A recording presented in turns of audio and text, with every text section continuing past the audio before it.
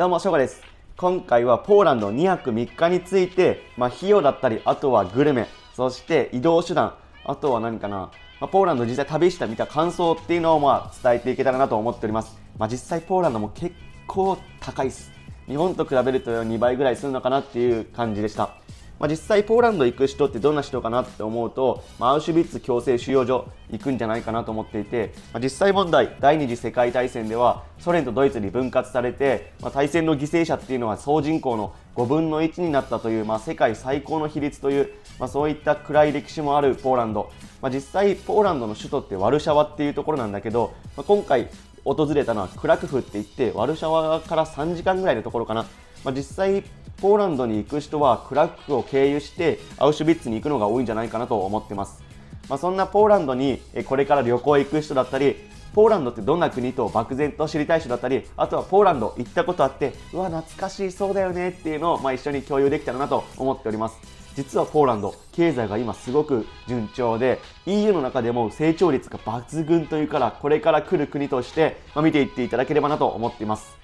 今まで旅のブログ上げてきた中でなんで急に語り出したんだよと思われた方いると思うんですが、ちょっと前の動画でナポリです、ナポリの動画上げたと思うんだけど、ナポリで全て失いました。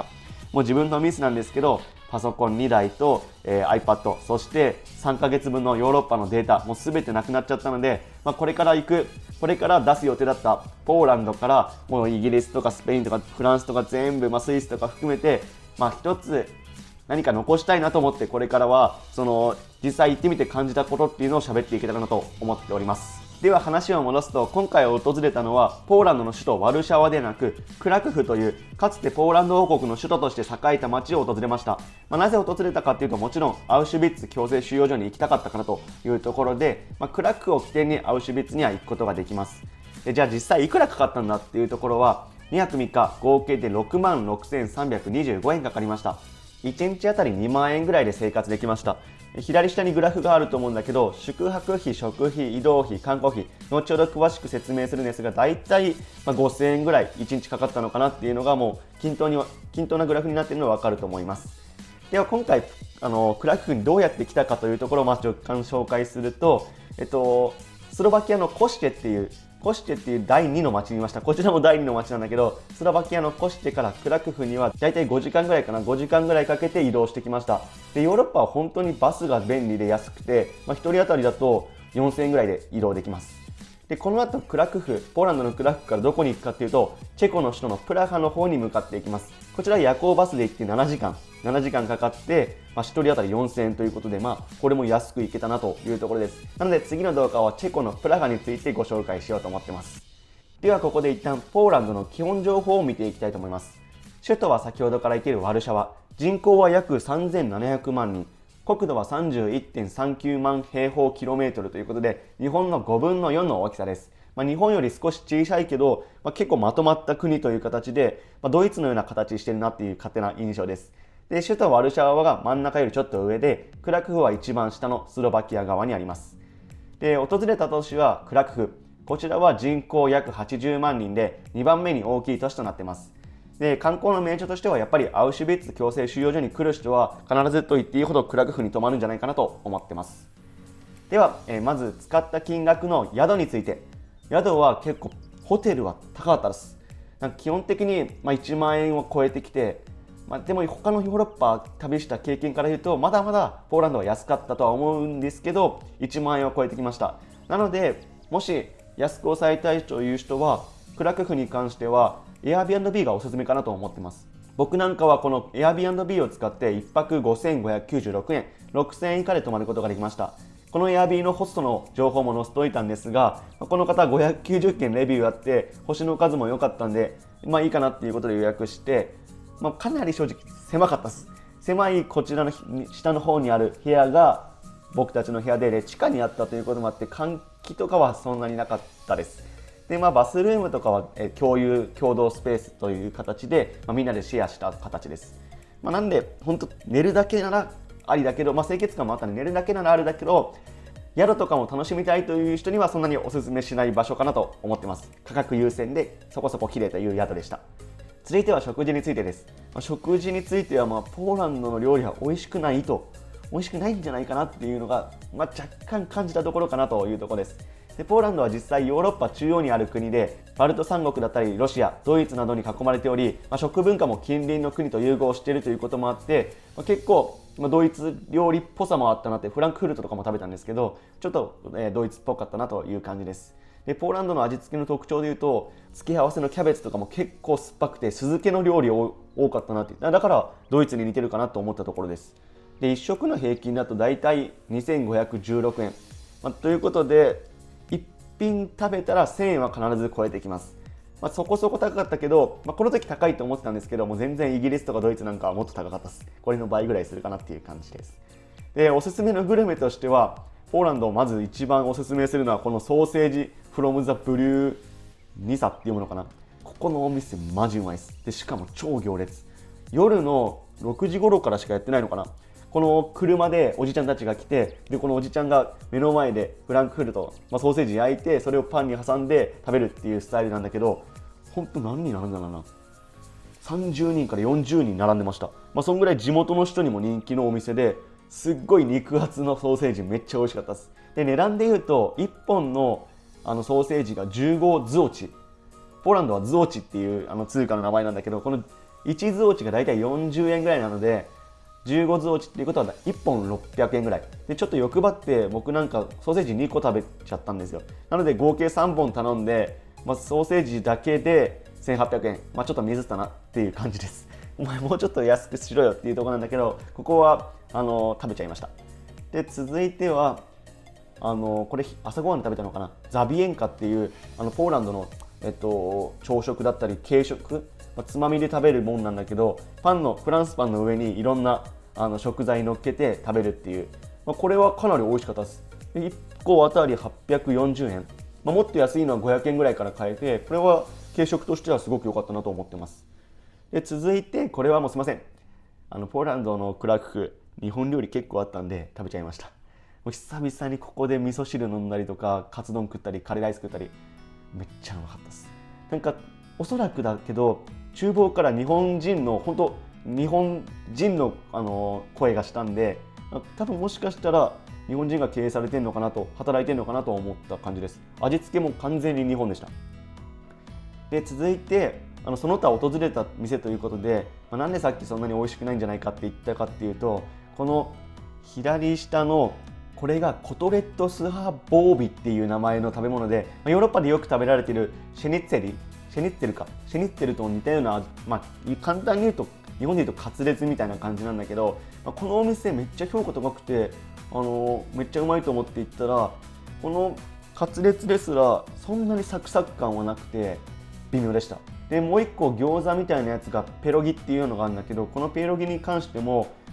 微妙だったなっていう感じ。このペロギは、餃子みたいな感じで皮に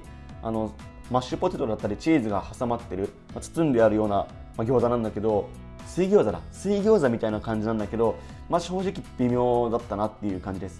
このマッシュポテトチーズ以外にもお肉が挟まってるやつとかもあるんで、いろんな種類があるやつなんだけど、正直微妙でした。続いてもう一個が中華料理食べてきました。これはもう普通に中華はどこでもうまいです。続いて使った金額の移動についてです。移動については本当にバス移動が安くてもう4000円ぐらいです。ヨーロッパって思ったよりめっちゃちっちゃくて、国自体がスロバキアについては日本の7分の1しかなくて、ポーランドは割と大きくて5分の4の大きさで、チェコに関しては日本の5分の1ということなんで、移動は本当バスとかで余裕で移動できます。本当に日本の一つの県ぐらいの大きさの国も多いんで、ヨーロッパってちっちゃいんだなというのが今旅して思ったことです。続いて観光費に関してはアウシュビッツしか行ってないのでこれだけです。でアウシュビッツも意外と安くて1人当たり5861円。これ事前にネットで調べていたら当日券もあるって書いてあったんだけど、今当日券多分ないです。事前にネットで予約していかないといけないと思うんで、これは注意ポイントかなと思ってます。でさらにガイドっていうのは絶対つけなきゃいけないみたいで、ガイドなしっていうのも公式サイトでは売ってるはずなんだけど、公式サイトは2週間3週間前とかにはもうソールドアウト売り切れになっちゃうので、公式サイトで買える人はガイドなしを選べると思うけど、基本的にはガイドありの方が僕はおすすめかなと思ってます。続いてどうやってアウシュビッツ強制収容所まで行くかっていうところなんだけど、クラクフからもうバスが30分単位、いや1時間単位ぐらい出てるので、ね、これもオンラインで簡単に購入できます。で、片道840円1人当たりなので結構安くて、1時間ぐらいかかったのかな、そんなもんで行けます。実際アウシュビッツ訪れてみて、本当になんていうのな、鳥肌ずっと立っちゃうような、もう結構暗い感じでした。で、写真しか残ってないんでこんな感じなんですけど、この右上の写真なんかは教科書でよく見たような、これだっていう感じでした。で、実際1940年から1945年にかけてドイツが占領していたという、ところなんだけど、かなりの人が死んじゃっていて、9割以上命を落としたらしいです。そういった悲しい歴史っていうのが本当にまじまじと見れたので、いい経験だったなっていうふうに思ってます。で、僕的にはこのアウシュビッツ、事前に勉強していった方がいいんじゃないかなと思っていて、僕が特におすすめするのはこの古典ラジオっていうラジオがあるんだけど、これはものすごく勉強になります。で、いろんな資料から調べてきて、でそれを面白く語ってくれる3人組の、人たちがいるんで、これを聞いておけば大体そのナチスだったり、あとはこのシンドラーって人に焦点を当ててるんだけど、このシンドラーっていうのはユダヤ人を救おうとしたっていう、ヒトラーとは対比のところにいる人なんだけど、こういったところとかも、初めて勉強して、僕もちょっと初めてだったんですけど、そういうのもすごく面白かったし、ネットフリックスにもヒトラーとナチスだったり、あとはシンドラーのリフトっていう、このシンドラーって人を焦点に当てた番組もあるので、こういったものを見ていくと、少し行った時にこれだったっていうのが感じられるかなと思うのでおすすめです。そしてその他の観光については、まずクラクフ、ヨーロッパの街並み残しているのでかなり綺麗です。で、中央広場なんかはすごく広くて、で、なんていうのかな、ヨーロッパっていう感じの建物がいっぱい建ってます。で、織物会館っていうのもあって、これはお土産屋さんなんだけど、正直ここは買わなくてもいいけど、通るぐらいは面白いです。で、聖マリア聖堂だったり、あとはやっぱりクラクフの街中にもユダヤ人のその迫害の歴史っていうのが残されていて、ゲットの英雄広場なんかは子どもたちが椅子を持って集められたっていう、そういった場所とかもあります。こういったものを含めてクラクフは歩きで行きます。今言ったゲットの英雄広場の椅子から逆側の端っこまでも3キロぐらいしかなくて、40分ぐらい歩いて40分で行けるので、クラクフは移動手段はもう歩きだけで大丈夫だと思います。実際馬車とか通ってるし、観光の車とかも通ってるので使ってもいいと思うけど、基本歩きで行けるかなって、僕たちは歩きました。で、最後に旅して感じたことについて喋っていきたいと思います。治安は良かったです。夜中も歩いても正直全く怖くなかったし、夜中もコンビニがやってるんで、ビール買ったりもできました。他のヨーロッパと比べて移民の数がまだ少ないということもあって、黒人の方も見なかったですし、ヒスパニック系の方も見なかったですし、やっぱりドイツとかは本当に治安悪くて、僕はもう行かなくてもいいぐらいすごい怖かったんですけど、ポーランドに関しては全く感じませんでした。で、物価は若干上がってるなとは感じたものの、正直ドイツだったりイギリスだったりフランスだったり、そんなところと比べると全然まだまだ安いです。で、日本よりちょっと高いかなっていう感じの物価でした。で、お金に関してはさっき言ったズオチっていう単位です。で、このズオチは僕がいた時は1ズオチあたり38円とかそんなもんでした。で、クレジットカードも基本使えるとこが多かったです。で、移動に関してはタクシーとか交通機関あるんだけど、もう全然歩きだけで回れるという、クラクフはかなりコンパクトな街だったなというのが印象です。で、ポーランド全体的にやっぱアウシュビッツに行く人が多いと思うんで、クラクフに行く人が多いと思います。個人的にはアウシュビッツに行かないのであれば、わざわざクラクフは行かなくていいなと、その人いるかわかんないんですけど、でもアウシュビッツだけ楽しむんじゃなくて、クラクフの街並みもかなり面白かったんで、綺麗だったんで、一緒に楽しむのがいいのかなと思っています。で、こんな感じで、次はチェコのプラハ喋っていこうと思っています。いや、本当はVlog 出したかったんですけども、本当データなくなっちゃったんで、こういった形で僕の旅の記録を残していきたいと思っているので、ぜひよろしくお願いします。で、アフリカ圏のVlog に関してはこれからもずっと定期的に出していって、こういったまとめ動画っていうのをちょこちょこ、時間かかるかもしれないんですけど、あと何カ国だ、20カ国ぐらい出していけたらなと思っております。それでは今回初めての試みだったんで、改善点とかコメントで教えていただければなと思っております。いいねボタンだったりチャンネル登録してくれると嬉しいです。それではまた次の動画でお会いしましょう。ありがとうございました。